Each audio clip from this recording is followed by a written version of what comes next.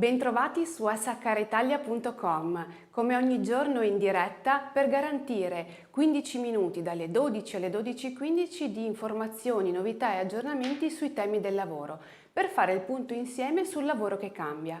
E come sempre vedremo in rassegna quelle che sono le notizie dell'ultima ora per passare poi a definire quelle che sono le domande e risposte che più frequentemente ci vengono poste e lasciare spazio a consigli di lettura nell'ultima sezione dedicata a storie di interviste e pillole di lavoro. Passiamo quindi alla prima parte del nostro incontro di oggi riguardante le notizie dell'ultima ora.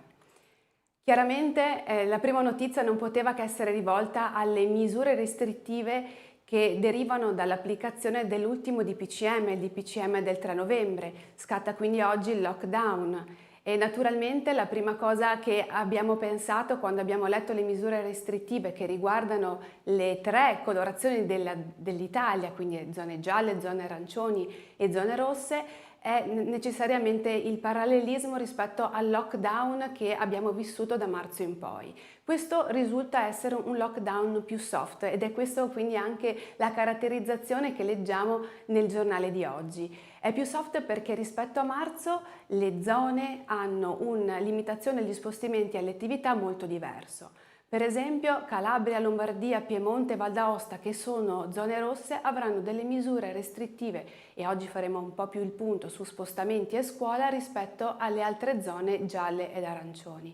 Quindi per quanto riguarda le limitazioni della scuola, noi siamo consci che da marzo il lockdown, il primo lockdown a cui siamo stati sottoposti, prevedeva la didattica esclusivamente a distanza per tutti gli ordini di scuola. Ad oggi invece zone gialle ed arancioni rimangono in presenza le attività scolastiche di bambini dell'asilo, delle elementari e delle scuole medie, mentre per le regioni rosse l'attività scolastica rimane in presenza solo fino alla scuola media, quindi alla prima media. Vanno a scuola i bambini dell'asilo, delle elementari e della prima media, mentre dalla seconda media in su tutti gli ordini scolastici prevedono esclusivamente didattica a distanza. Quindi sono soluzioni molto più stringenti per la zona rossa rispetto alle altre zone d'Italia.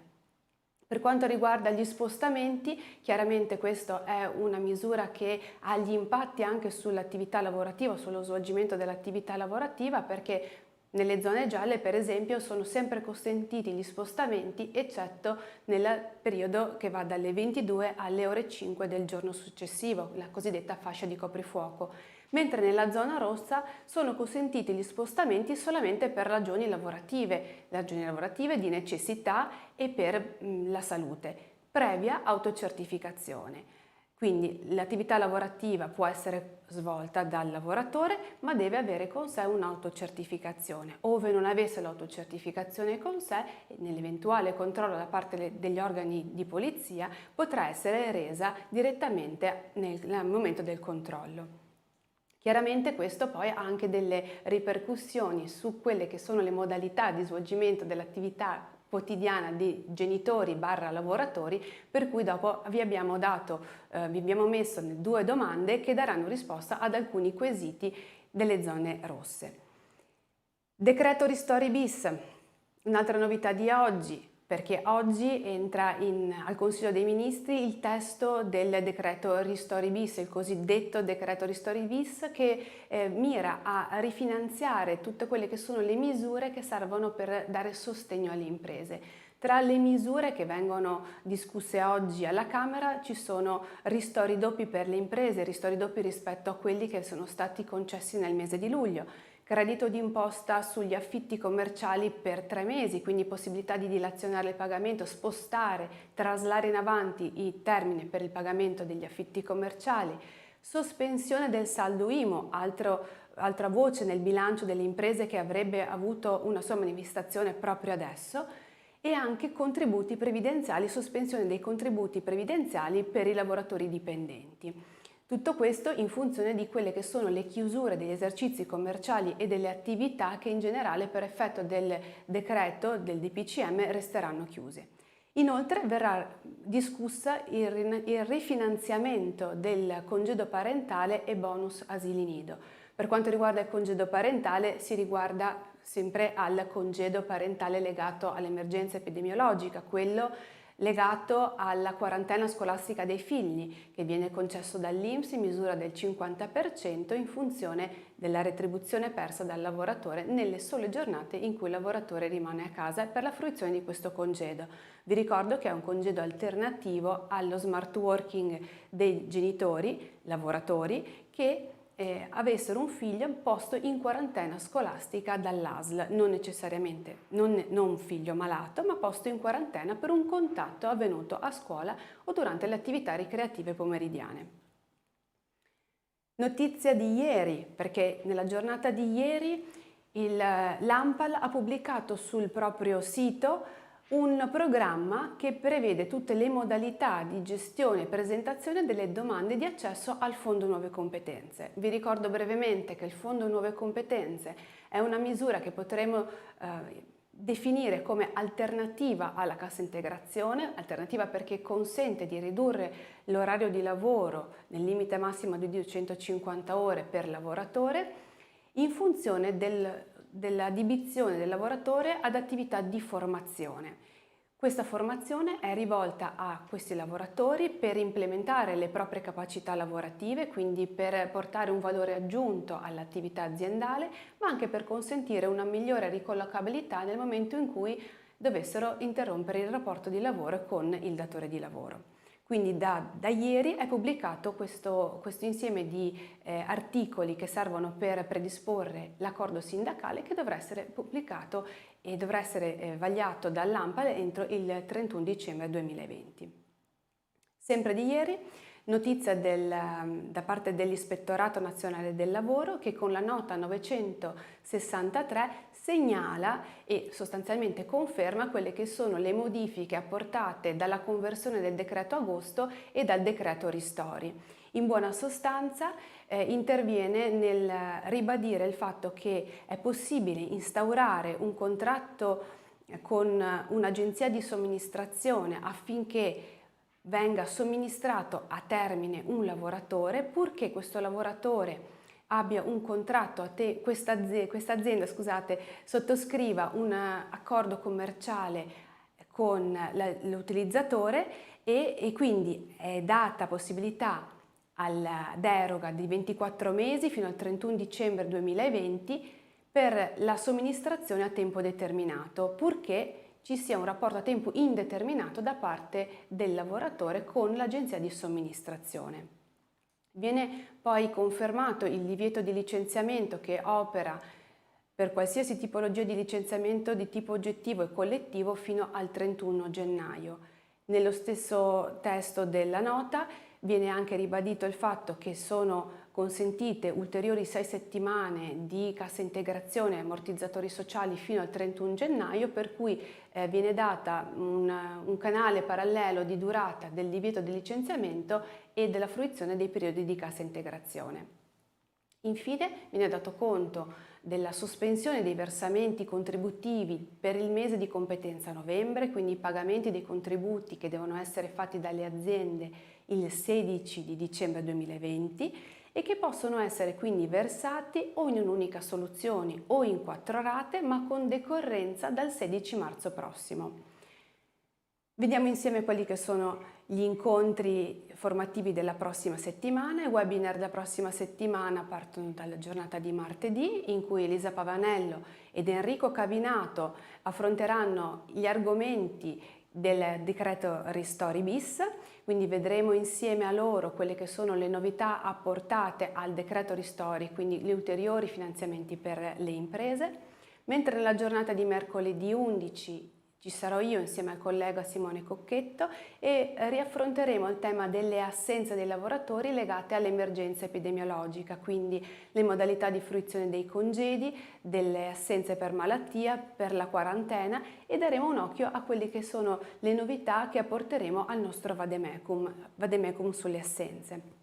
Infine, giovedì Giovedì 12 Simone Cocchetto affronterà il tema del welfare e del legare la retribuzione dei lavoratori a quelle che sono le misure effettivamente di bisogno dei lavoratori. Questo è un progetto che riguarda sostanzialmente tutte quelle imprese che vogliono creare un welfare dove l'azienda viene posta al centro del territorio in cui è collocata, perché cerca di dare risposta alle esigenze dei lavoratori in funzione di quelli che sono i servizi del territorio.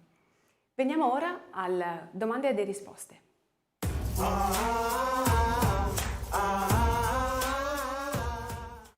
Prima domanda di oggi. Un soggetto residente in zona rossa per gli spostamenti quotidiani deve avere con sé l'autocertificazione?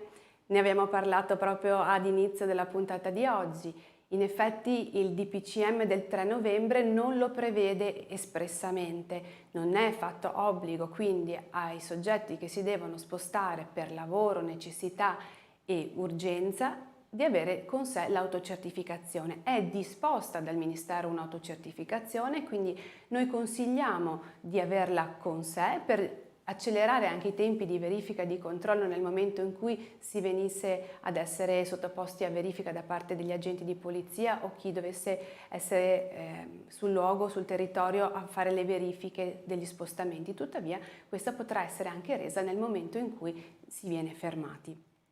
Altra domanda di oggi riguarda sempre la gestione dei lavoratori che risiedono nelle zone rosse. Se un genitore in zona rossa si muove per portare i bambini a scuola, in presenza quindi, deve avere l'autocertificazione? Ecco, anche in questo caso noi riteniamo che sia sempre consigliabile avere l'autocertificazione, non tanto nel momento in cui viene ad essere accompagnato il bambino a scuola, per cui è semplicissimo giustificare la presenza sulla strada di un genitore con dei figli, perché chiaramente il bambino deve andare a scuola. Il punto è che nel momento in cui si rientra dalla scuola al proprio domicilio è necessario, in caso di verifica, avere un'autocertificazione. Averla con sé comporta un risparmio di tempi sostanzialmente. Ultima domanda di oggi, che non riguarda le restrizioni, il lockdown, riguarda invece la gestione della cassa integrazione. Nel caso di cessione di contratto, la lavoratrice in forza da tanti anni può continuare a beneficiare dell'ammortizzatore sociale una volta ceduto il contratto? La risposta è sì, si può continuare a beneficiare dell'ammortizzatore sociale perché la lavoratrice che è in forza da tanti anni porta con sé l'anzianità che rileva ai fini della maturazione dei requisiti per l'accesso alla cassa integrazione. Questa è un po' l'applicazione di quelle che sono le previsioni contenute nell'articolo 2112 del Codice Civile, come anche già precisato dalla circolare INPS 47 del 28 marzo 2020. Qualora aveste ulteriori domande, curiosità a cui voler dare risposta, un esperto è a vostra disposizione, scrivete il vostro quesito sul sito di espertolavoro.com. Passiamo ora a storie di interviste e pillole di lavoro.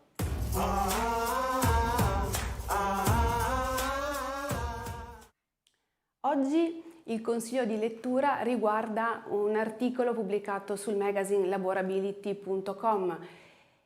Riguarda, come potete vedere dal titolo, gli artigiani 4.0. Dopo l'industria 4.0 anche il settore dell'artigianato sta subendo una modifica, uno stare al passo coi tempi, perché in un contesto lavorativo così complesso come quello in cui stiamo vivendo oggi è sicuramente necessario di estremo supporto per mantenere una certa competitività, che anche le professioni tipicamente artigiane siano aiutate e coadiuvate da strumenti di alta tecnologia.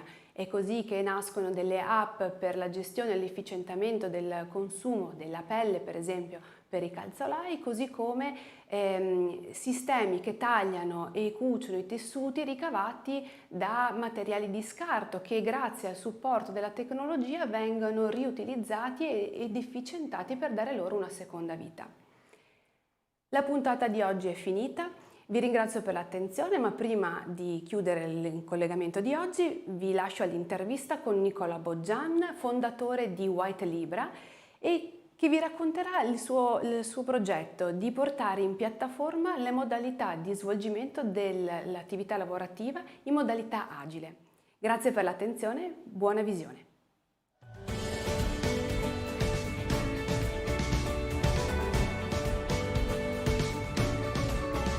Il progetto Digital Work City nasce ormai 2 anni fa per affrontare alcuni dei problemi legati al mercato del lavoro più importanti, alcuni di carattere globale, per cui l'aumento di una burocrazia improduttiva, la difficoltà di inclusione sociale, di inclusione nel lavoro di donne, giovani e anziani e la sostenibilità del mercato del lavoro e alcuni problemi tipicamente italiani, la scarsa produttività del lavoro, la forte informalità nella regolazione del mercato del lavoro insieme a una fortissima complessità.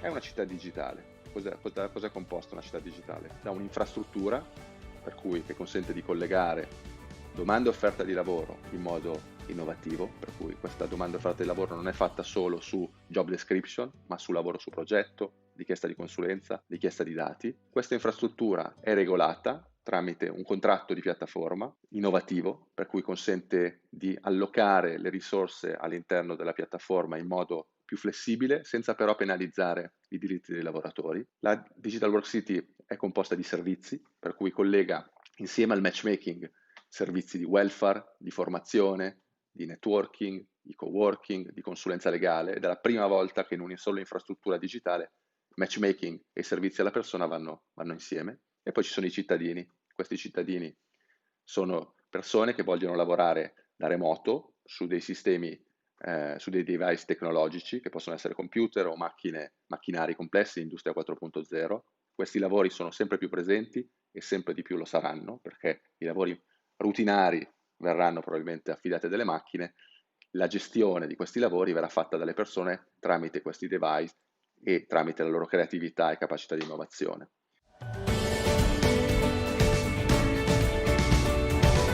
Perché la città digitale è la forma organizzativa più longeva che esiste nella storia, che esisteva molto prima della tradizionale organizzazione fordista. La città è l'ambiente dove le persone in modo libero vivono, trovano i loro servizi, lavorano, e la città digitale si ispira a questo tipo di modello. Crediamo quindi che la città Digital Work City sia un progetto strategico per le organizzazioni che lì possono trovare competenze in modo flessibile, estendendo la capacità di raggiungerle ovunque esse siano, potendo trovare degli strumenti per lavorare in modo digitale. È strategico per le persone che in un contesto di lavoro sempre più autonomo trovano un alleato che gli consente di programmare la propria carriera in modo libero, ed è strategico per le istituzioni e per un paese, perché è un supporto al lavoro che è uno degli elementi più importanti dell'economia di un paese. Oggi l'infrastruttura è completa, serve uno sforzo collettivo per popolarla e tutti insieme possiamo farlo.